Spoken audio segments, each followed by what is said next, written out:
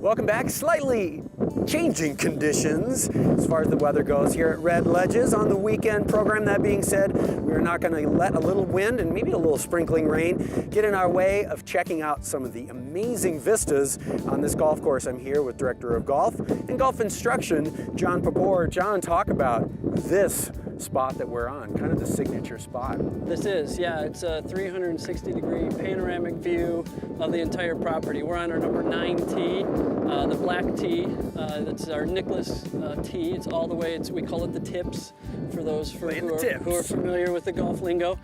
So we're back here. It's a 203-yard downhill par 3. And the interesting thing is, when I was talking earlier how Jack's maintained a lot of the pristine natural landscape, this is a perfect example. If you look back from behind us, we're not going to be able to see much of this green. We're going to be able to see a little bit of the pin, but he's left 2 trees right in front guarding this green. That makes it visually intimidating. However, as he's a thinker, he wants you to think your way around. He left the left side of this hole as a slope that everything kicks from the left to right. So you're not trying to hit over those trees. Those trees really are not in play, which most people think they are.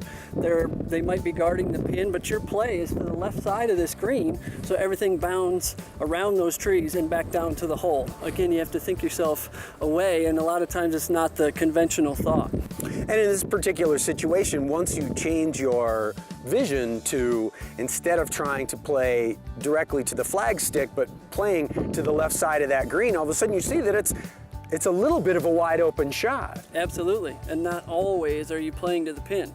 The guys on tour don't do it, so why are we? That's right. But it's so much fun to do that, so by all means have that, but when the situation doesn't arise, the middle of the green is just fine. Or wow, what if I use that slope to the left side and bounded it down towards the pin so I don't have as demanding of a shot over those trees on this situation?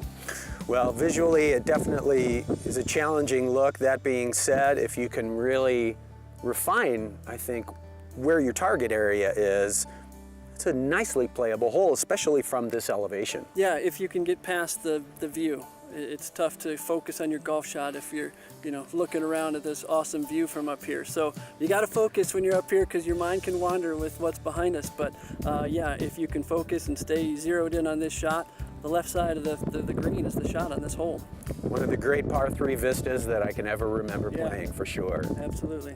So no conversation about Red Ledges would be complete without talking about the greens. It's the #1 thing that I seem to hear from folks who have been here, had an amazing time, but the greens are challenging. You got to have your A game together. They are. Yeah, the tricky part is you've got to be on the right level.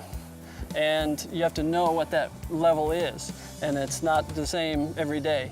So the tricky part is a lot of people might know to keep it short of the pin, but then hitting that shot to execute it short of the pin is the tough part. And so if you know you need to be below this pin and you hit a bad shot and you might thin one over the green, it's penalizing. Yeah, so it's tricky, but if you hit a good shot, Jack rewards you. He rewards a good shot and he definitely penalizes a poor one. And again, that's his strategy.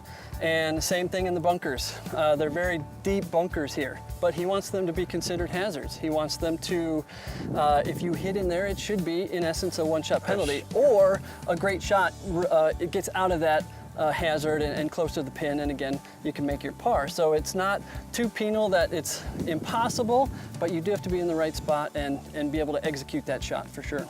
And to be fair, to talk about the flip side of the fact that the greens are challenging from respective undulations, they also roll incredibly true. If you're a good reader of greens and of breaks, you can make some really nice putts out here. They roll so true. Absolutely. Our maintenance staff does a wonderful job. We generally have them rolling about 10.5 on the stimp meter, and it's bent grass green, so they're very true. We do have a bit of a valley effect, so everything likes to break towards Mount Timpanogos because we're built on the side of a mountain in essence. But if you know that and you're able to hit the ball on the target line that you want, yeah, you'll be surprised with how many putts go in here.